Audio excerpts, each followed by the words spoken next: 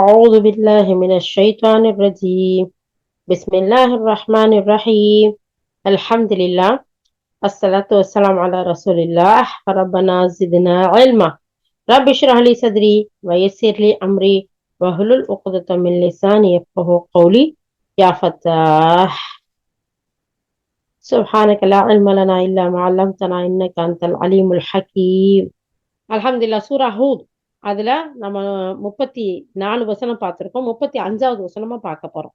இப்ப அல்லாஹ் சுப்ஹானஹு வ தஆலா இதுக்கு முந்தின வசனங்கள் எல்லாம் நூஹ் அலைஹிஸ்ஸலாத்தை பத்தி அல்லாஹ் சொல்றான். அந்த நூஹ் அலைஹிஸ்ஸலாம் உடைய அந்த உபதேசத்தை கேட்டும் திருந்தாத மக்கள், வழி தவறிய மக்கள், அவங்களுடைய நிலைகள் எப்படிப்பட்டதா இருக்குங்கிறத அல்லாஹ் தஆலா சொல்றான். தொடர்ந்து பார்ப்போம். சோ படிங்க நிசா 35வது வசனம். பிஸ்மில்லாஹிர் ரஹ்மானிர் ரஹீம். இதனை இவரே சுயமாக புனைந்துள்ளார் என்று நபியே இவர்கள் கூறுகின்றார்களா?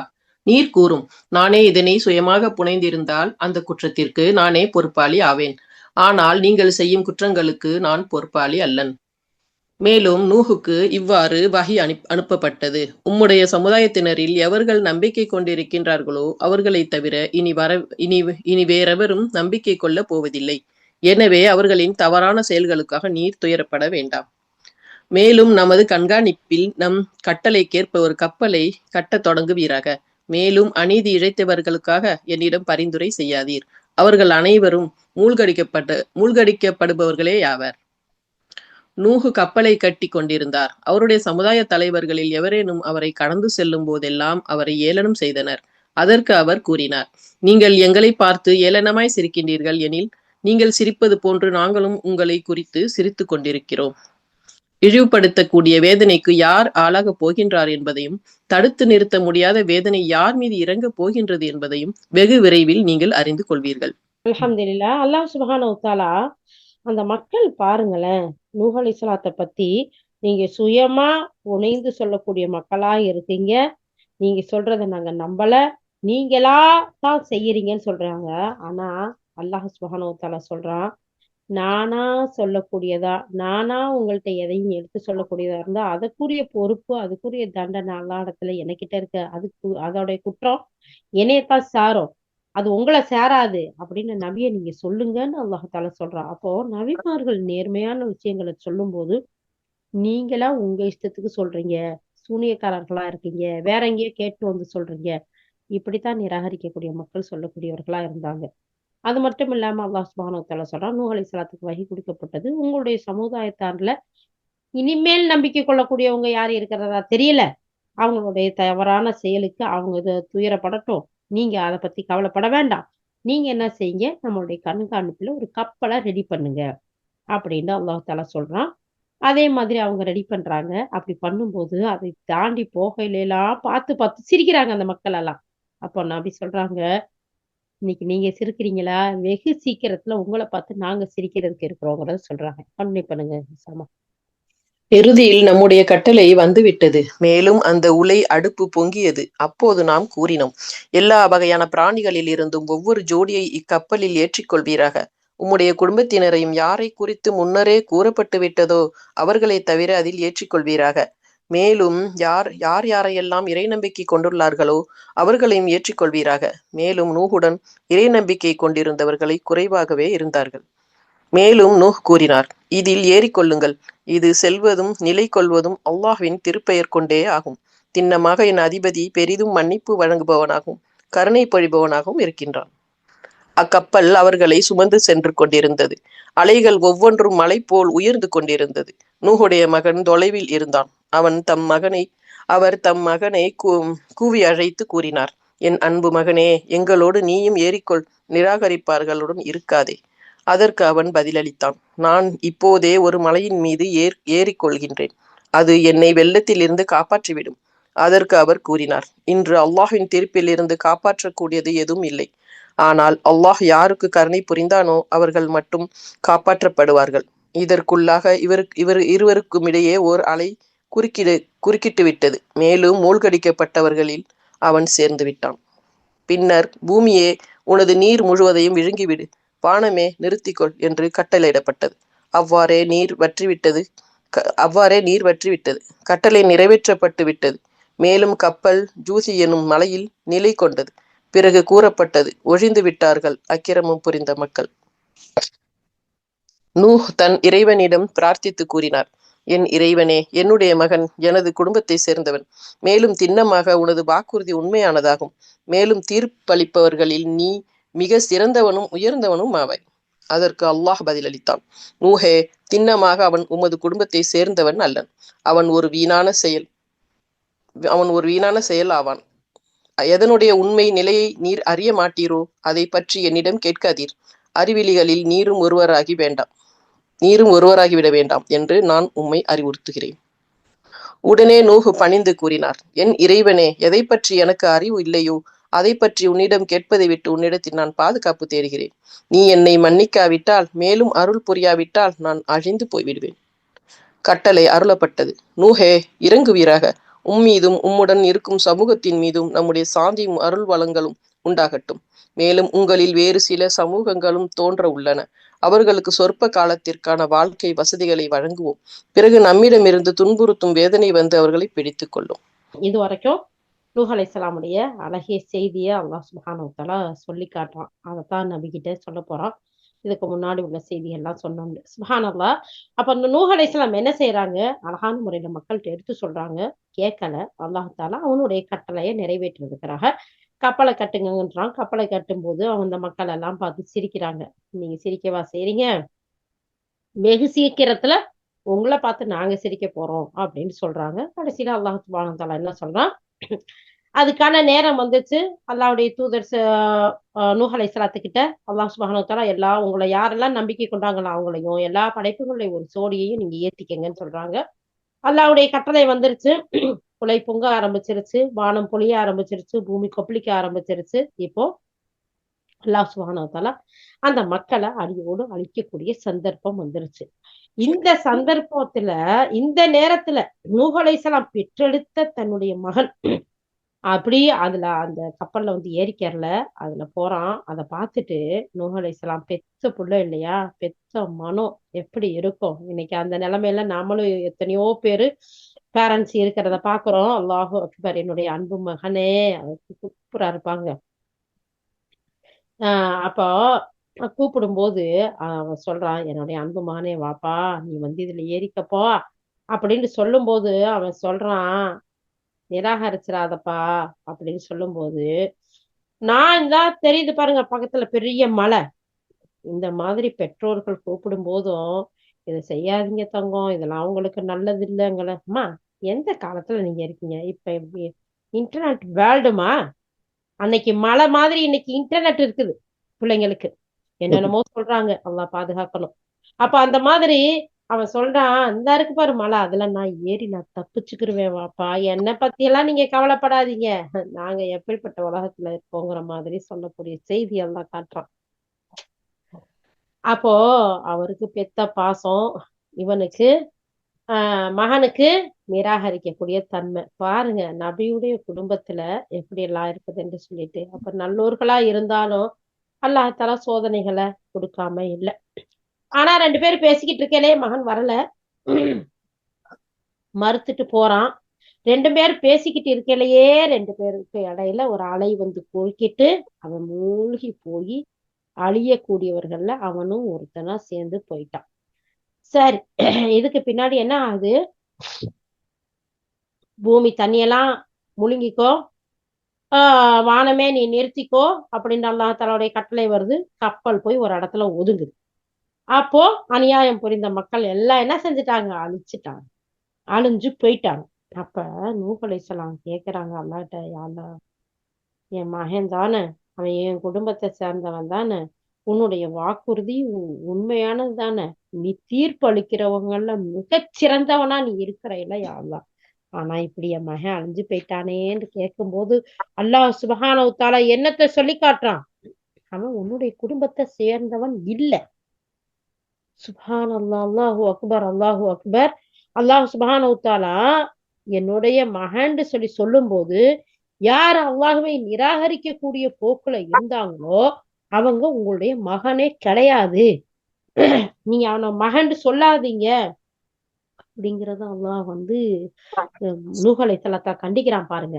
அப்படின்னா பாருங்க, அப்ப உடனே என்ன செஞ்சிடறாங்க, அல்லாஹ்வுடைய தூதரான நூஹ் அலைஹிஸ்ஸலாம் அல்லாஹ் இடத்துல சரணடைஞ்சு, யா அல்லாஹ் நான் உனக்கு பணிஞ்சுட்டேன். எனக்கு அறிவில்லாத நான் உன்கிட்ட கேட்கறதுல இருந்து உன்கிட்ட மன்னிப்பு கேட்கிறேன் அப்படின்னு சொல்லிட்டு பணிந்து அல்லாஹ் இடத்துல மன்னிப்புக்கு தேடுறாங்க. அதுக்கு பின்னாடி நூஹ் அலைஹிஸ்ஸலாத்த அல்லாஹ் சுப்ஹானஹு வ தஆலா இறங்குங்க அப்படின்னு சொல்லி அல்லாஹ் சுப்ஹானஹு வ தஆலா சொல்லி, அவங்களுடைய உங்களுக்கு பின்னாடி இன்னும் வழித்தோன்றல்கள் வர்றதுக்கு இருக்கு. அப்படிங்கிறதையும் அல்லாஹ் தஆலா சொல்றான். இன்னைக்கு இந்த வசனம் நமக்கு மிகப்பெரிய படிப்பினையா இருக்கு. ஒவ்வொரு குடும்பத்திலயும் எத்தன பிள்ளைகள் எதிர்த்து பேசக்கூடியவர்களா, தாய் தகப்பனுக்கு மாறு செய்யக்கூடியவர்களா, நல்லது அட்வைஸ் பண்ணக்கூடிய நேரத்துல எப்ப பார்த்தாலும் அட்வைஸா ஆரம்பிச்சிட்டீங்களா அப்படின்னு சொல்லக்கூடிய பிள்ளைகளா இருக்கிறாங்கங்கிறதையும் பார்க்கிறோம்.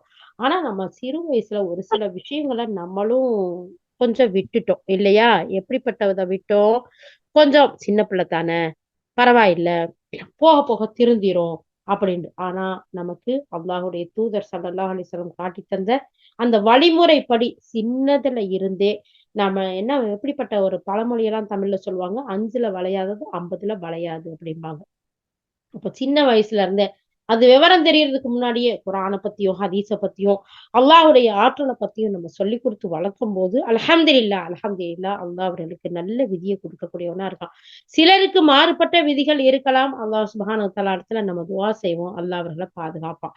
அப்ப இந்த வசனங்கள்லாம் நமக்கு எப்படிப்பட்டதா இருக்கு? நம்ம குடும்பத்து பிள்ளைங்கன்னு தான் நம்ம நெனைக்கிறோம். ஆனா அல்லாஹ் சுப்ஹானஹு வ தஆலா நபிமார்களுடைய குடும்பத்தில இருந்தும் சோதிக்கக்கூடியவர்களா, அவங்களுடைய மனைவி மூலமா, பிள்ளைங்கள் மூலமா, பெற்றெடுத்த தந்தையின் மூலமா, எப்படி இப்ராஹிம் அலைஹிஸ்ஸலாத்த பார்த்தோம்.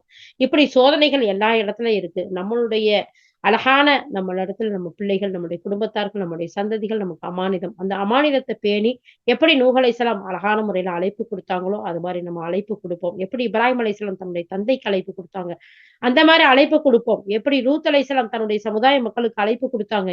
"இங்க வாங்க, என்னுடைய பெண் மக்கள் இருக்காங்களா, அவங்கள திருமணம் முடிச்சுக்கோங்க. அல்லாஹ்வுடைய கட்டளைக்கு மாறி செய்யாதீங்கன்னு." அந்த மாதிரி நம்ம ஒவ்வொரு இடத்துலயும் நம்ம அந்த மக்களுக்கு அழைப்பு குடுப்போம். அல்லாஹ் சுப்ஹானஹு வ தஆலா அவர்களுக்கு நேர்வழியை காட்டுவான். இல்லாத போது அல்லாஹ் இடத்துல நிறைய துஆ செய்வோம். பொறுமையாவும் இருப்போம். அப்படிங்கிறத மிகப்பெரிய படிப்பினைய பார்க்கணும். இதுக்கெல்லாம் ஏராளமான ஹதீஸ்கள் இருக்கு. தொடர்ந்து நம்ம இப்னு கஸீர் அடுத்து பார்த்தா, இன்னும் நெறைய விஷயங்கள பார்க்கலாம். அடுத்து இசாமா? நபியே, இவை மறைவான செய்திகள் ஆகும். இவற்றை நாம் உமக்கு அறிவிக்கின்றோம். இதற்கு முன்னர் நீரும் இவற்றை அறிந்திருக்கவில்லை. உம்முடைய சமுதாயத்தினரும் இவற்றை அறிந்திருக்கவில்லை. எனவே பொறுமையை மேற்கொள்வீராக. நிச்சயமாக இறுதியில் நல்ல முடிவு இறையச்சம் உள்ளவர்களுக்கே உரியதாகும். இந்த இடத்துல அல்லாஹ் சுப்ஹானஹு வ தஆலா என்ன சொல்றான்? நூஹ் அலைஹிஸ்ஸலாத்தோட இவ்வளவு ஹிஸ்டரியும் சொல்லி, நபிய கூப்பிட்டு சொல்றான். நபியே, இந்த செய்தியெல்லாம் உங்களுக்கு தெரியாது. நூஹ் அலைஹிஸ்ஸலாம் காலத்திலேயே நபி ஸல்லல்லாஹு அலைஹி வஸல்லம் வாழ்ந்தாங்க? இல்ல. பல ஆயிரம் ஆண்டுகளுக்கு பின்னாடி அவங்க. அப்ப இந்த செய்தியெல்லாம் நீங்க தெரிஞ்சுக்கிறதுக்காக, இந்த மக்கள்ட்ட எடுத்து சொல்றதுக்காக, இந்த தண்டனைகளுக்கு உங்களுடைய சமுதாயம் ஆளாயிரக்கூடாதுங்கிறதுக்காக, நம்ம இதெல்லாம் உங்களுக்கு எடுத்து சொல்றோம். நீங்க இந்த மக்கள்ட்ட பொறுமையோட இத சொல்லுங்க. நிச்சயமா இறுதியில நல்ல முடிவு யாருக்கு? இரையச்சம் உள்ளவர்களுக்கு. யா அல்லாஹ் எங்கள் ஒவ்வொருவரையும் இரையச்சம் உள்ளவர்களாக ஆக்கி வை. யா அல்லாஹ் இரையற்றவர்கள் இரையச்சம்ங்கிறது அவங்க நம்ம உள்ளத்துல வந்து குடிகொண்டுருச்சுன்னு சொன்னா, அல்லாஹ் சுப்ஹானஹு வ தஆலா இந்த இரையச்சத்துக்கு ஏராளமான அந்தஸ்துகள வச்சிருக்கான். இதுக்குன்னு தனியா நம்ம லாஸ்ட்ல ஒரு ஸ்பீச் ஒண்ணு இருக்கு. கேட்டு பாருங்க. சுப்ஹானல்லாஹ் அந்த இரையச்சம் உள்ளவர்கள் கவலைப்பட மாட்டாங்க, துக்கப்பட மாட்டாங்க. அல்லாஹ் அவனுடைய அருள் வளங்கள கொட்டி குடுப்பான். அல்லாஹ்வுடைய நேசத்துக்குரியவர்களா இருப்பான். அப்படி ஏராளமான விஷயங்கள சொல்லியிருக்கான். இந்த இடத்துலயும் அல்லாஹ் தஆலா சொல்றான், யாருடைய இறுதி முடிவு நல்லதா இருக்கும் தெரியுமா? இரையச்சம் உள்ளவர்களுக்கு தான். யா அல்லாஹ் அப்படிப்பட்ட இரையச்சம் உள்ளவர்களா எங்களை ஆக்கி வை யா அல்லாஹ். ஆமீன். ஆமீன். மேலும் ஆத் சமுதாயத்தினரிடம் அவர்களின் சகோதரர் ஹூதை நாம் அனுப்பினோம். அவர் கூறினார், என் சமுதாயத்தவரே, நீங்கள் அல்லாஹுக்கு அடிபணியுங்கள். அவனை தவிர உங்களுக்கு வேறு இறைவன் இல்லை. நீங்கள் பொய்யானவற்றை தான் கடவுள்களாக ஏற்படுத்தி வைத்திருக்கிறீர்கள். என் சமுதாயத்தினரே, இந்த பணிக்காக நான் உங்களிடம் எந்த பிரதிபலனையும் கோரவில்லை. என்னுடைய கூலி என்னை படைத்தவன் பொறுப்பில் உள்ளது. நீங்கள் சிந்தித்துணர்வதில்லையா? மேலும் என் சமுதாயத்தினரே, உங்கள் இறைவனிடம் மன்னிப்பு கோருங்கள். பின்னர் அவன் பக்கம் திரும்புங்கள். உங்கள் மீது மழை அதிகமாக பொழியும்படி செய்வான். மேலும் உங்களுக்கு வலிமைக்கு மேல் வலிமையை வழங்குவான். எனவே நீங்கள் பாவம் புரிபவர்களாகி இறைவனுக்கு அடிபணிவதிலிருந்து முகம் திருப்பிக் கொள்ளாதீர்கள். அவர்கள் பதில் கூறினார்கள், ஹூதே, நீர் எங்களிடம் தெளிவான சான்று எதனையும் கொண்டு வரவில்லை. மேலும் நீர் கூறுவதால் நாங்கள் எங்களுடைய கடவுள்களை விட்டுவிடக்கூடியவர்களும் அல்லர். மேலும் உம்மீது நாங்கள் நம்பிக்கை கொள்பவர்களாகவும் இல்லை. எங்கள் கடவுள்களில் ஏதோ ஒரு கடவுள் உம்மை தாக்கி இருக்கிறது என்றே நாங்கள் கருதுகின்றோம். அதற்கு ஹூத் கூறினார், அல்லாஹ்வை தவிர மற்றவர்களை அவனுடைய இறைமையில் நீங்கள் இணையாக்குகின்றீர்கள். அவற்றுக்கும் எனக்கும் திண்ணமாக எந்த தொடர்பும் இல்லை என்பதற்கு நான் அல்லாஹ்வை சாட்சியாக்குகிறேன். நீங்களும் சாட்சிகளாய் இருங்கள்.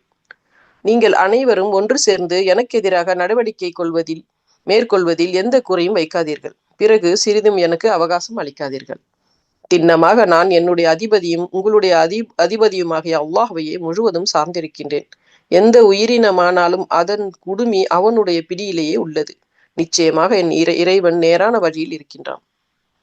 நீங்கள் புறக்கணித்தால் புறக்கணித்துக் கொள்ளுங்கள். எந்த தூது செய்தியுடன் நான் உங்களிடம் அனுப்பப்பட்டேனோ அதனை நான் உங்களுக்கு எடுத்துரைத்து விட்டேன். இனி என் இறைவன் உங்களுக்கு பகரமாக வேறொரு சமுதாயத்தினரை கொண்டு வருவான். நீங்கள் யாதொரு தீங்கும் அவனுக்கு இழைத்திட முடியாது. உறுதியாக என் இறைவன் அனைத்து பொருள்களையும் கண்காணிப்பவனாக இருக்கின்றான். பிறகு நம்முடைய கட்டளை வந்தபோது நாம் நமது அருளால் ஹூதுக்கும் அவருடன் நம்பிக்கை கொண்டிருந்தவர்களுக்கும் ஈடேற்றம் அளித்தோம். மேலும் கடுமையான வேதனையிலிருந்து அவர்களை காப்பாற்றினோம். இவர்கள் தாம் ஆத் இனத்தவர். இவர்கள் தம் இறைவனின் சான்றுகளை மறுத்தார்கள். அவனுடைய தூதர்களின் அழைப்பையும் ஏற்கவில்லை. மேலும் சத்தியத்துக்கு எதிரான கொடுங்கோளர்கள் ஒவ்வொருவரின் கட்டளையையும் பின்பற்றி கொண்டிருந்தார்கள். இறுதியில் இவ்வுலகிலும் அல்லாஹ்வின் சாபத்திற்கு அவர்கள் ஆளானார்கள். மறுமை நாளிலும் அல்லாஹ்வின் சாபத்திற்கு ஆளாகுவார்கள். தெரிந்து கொள்ளுங்கள், ஆதி இனத்தவர்கள் தம் இறைவனுக்கு மாறு செய்தார்கள். தெரிந்து கொள்ளுங்கள், தூக்கி எறியப்பட்டார்கள் ஹூதுடைய சமுதாயத்தினராக ஆத் மக்கள். ஓகேடா, ஜஸாக்கல்லாஹ் ஹைரா. அல்ஹம்துலில்லாஹ், அல்லாஹ் சுப்ஹானஹு வ தஆலா இந்த ஆது சமுதாயத்தை எப்படி கொண்டு வந்தான், அந்த ஆது சமுதாயத்துக்கு ஹூத் அலைஹிஸ்ஸலாம் எப்படிப்பட்ட அழகிய விஷயத்தை எல்லாம் சொன்னாங்க. ஆனா அந்த மக்கள் என்ன செஞ்சுட்டாங்க, ஏத்துக்கறக்கூடிய மக்களாவும் இல்ல. அது மட்டும் இல்லாம எங்க கடவுள்கள்ல ஏதோ ஒண்ணு உங்களை தாக்கிருச்சு, அதனாலதான் நீங்க இப்படி எல்லாம் சொல்றீங்கன்னு சொல்லக்கூடியவர்களா இருந்தாங்க. உடனே அதுக்கு ஹூத் அலைஹிஸ்ஸலாம் சொல்றாங்க, என்னை எந்த கடவுளும் தாக்கல, எனக்கு அவங்களுக்கு எந்த ஒரு பிரச்சனையும் இல்லை. உங்களுக்கு அவகாசம் கொடுத்துக்கப்பட்டிருக்கு. நீங்க திருந்தக்கூடிய மக்களா இருந்தா நேர்வழி பழுவீங்க, இல்லாட்டி இறைவன் உங்களை பார்த்துக்கிடுவாங்கிற ஒரு விஷயத்த நீங்க புறக்கணித்தா புறக்கணிச்சுட்டு போங்க. என்னுடைய தூது செய்திய உங்கள்கிட்ட நான் எடுத்து வச்சுட்டேன். இனி இறைவன் உங்களுக்கு பகரமா வேற ஒரு சமுதாயத்தை கொண்டு வர்றதுக்கு மிகப்பெரிய ஆற்றல் உள்ளவனா இருக்கிறான் அப்படிங்கிறத சொல்லிட்டு, நான் உங்களை கண்காணிக்கக்கூடியவன் அல்ல, எடுத்து தூது செய்தியை சொல்லக்கூடியவன் மட்டும்தான் அப்படிங்கிறத சொல்லி நம்முடைய கட்டளைகளை எல்லாம் அழகான முறையில எடுத்து சொல்றாங்க. அவங்களுக்கு புறக்கணிச்சப்போ அவரோட இருந்தவங்களை, நம்பிக்கை கொண்டவங்களை நம்ம காப்பாத்தணும், மற்றவங்களை கடுமையான வேதனையின் பக்கம் கொண்டு வந்தோம் அப்படிங்கறத அல்லாஹ் சுப்ஹானஹு வ தஆலா சொல்லி காட்டுறோம் இல்லையா. அடுத்து அல்ஹம்துலில்லாஹ், அல்லாஹ் சுப்ஹானஹு வ தஆலா இவங்கதான் ஆது கூட்டம், இவங்களை நம்ம என்ன செஞ்சோம், நாம நம்மளுடைய அழைப்பை ஏற்காதப்போ, மேலும் சத்தியத்துக்கு எதிரியான கொடுங்கோளர்களா இவங்க இருந்தப்போ, இவங்களை நம்ம அப்படியே முழுமையா அழிச்சு அல்லாஹுடைய சாபத்துக்குரியவர்களாகவும் ஆக்கி மறுமை நாள்லையும் சாபத்திற்குரியவர்களா ஆக்கிட்டோங்கிறத தெரிஞ்சுக்கங்க. இவங்கதான் ஆது சமுதாயம், இவங்கதான் மாறு செஞ்ச சமுதாயம், இவங்கதான் தூக்கி எறியப்பட்ட சமுதாயம், இவங்கதான் ஹூதுடைய சமுதாயத்தாரோடைய ஆது மக்கள்ங்கிறத தெரிஞ்சுக்கங்கிறதே அல்லாஹ் சுப்ஹானஹு வ தஆலா சொல்லி காட்டுறான். சுப்ஹானல்லாஹ், இந்த ஆது சமுதாயத்திற்கு எத்தனை அடைமொழி அல்லாஹ் தஆலா சொல்லி காட்டுறான் பாருங்க.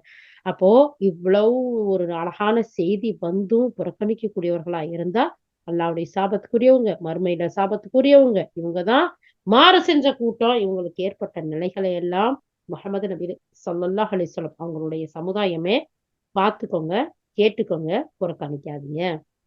சமிஅனா வ அத்தானான்னு சொல்லுங்க, கேட்டோம் கட்டுப்பட்டோம்னு வாழுங்க. சமிஅனா வ அஸைனா, கேட்டோம் மாறு செய்தோம்ன்ற ஒரு கூட்டத்துக்கு போயிடாதீங்க. அவங்கெல்லாம் அல்லாஹ்வுடைய கோபத்துக்கும் சாபத்துக்கும் ஆளாகுனாங்க. அவங்க வரம்பு மீறின காரணத்தினால குரங்குகளா பன்றிகளா ஆளாக்கப்பட்டவங்க. அந்த சமுதாயத்தை அடிக்கு அடி, செருப்புக்கு செருப்பு, அந்த மாதிரி பின்பற்றாதீங்க. அதெல்லாம் அவங்க அல்லாஹ்வுடைய சாபத்துக்கு ஆளான சமுதாயம். ஏராளமான ஹதீஸ்களும் குர்ஆன் வசனங்களும் நமக்கு சொல்லி காட்டக்கூடியதா இருக்கு. அப்ப இந்த ஆது சமுதாயத்தை பத்தி அல்லாஹ் இவ்வளவு அழகா சொல்லி, அவங்க அல்லாஹ்வுடைய கட்டளைகளை மறுக்கும் போது சாபத்துக்கு இந்த உலகத்துல மட்டும் இல்ல, மறுமையிலையும் சாபத்துக்கு ஆளானாங்க அப்படிங்கிறத பாக்குறோம். யா அல்லாஹ், உன்னுடைய கோபத்துக்கும் உன்னுடைய சாபத்துக்கும் ஆளான சமுதாயத்திலிருந்து எங்கள் அனைவரையும் பாதுகாத்து, யா அல்லாஹ், யாரெல்லாம் சுவன சோலைகளில் சுகன பூங்காக்களில் அதன் கீழ் ஆறுகள் ஓடிக்கொண்டிருக்கின்ற நிலையான சுவனபதிகளில் உன்னுடைய பொருத்தத்தை பெற்ற கூட்டங்களாக இருக்கிறார்களோ அப்படிப்பட்ட கூட்டத்தில் ஈமானின் உறுதி மிக்கவர்களாக எங்கள் ஒவ்வொருவரையும் ஆக்கி அருள் புரிவாயாக. வாஹிரு தவானா அல்ஹம்துலில்லாஹி ரபில் ஆலமீன். ஆமீன்.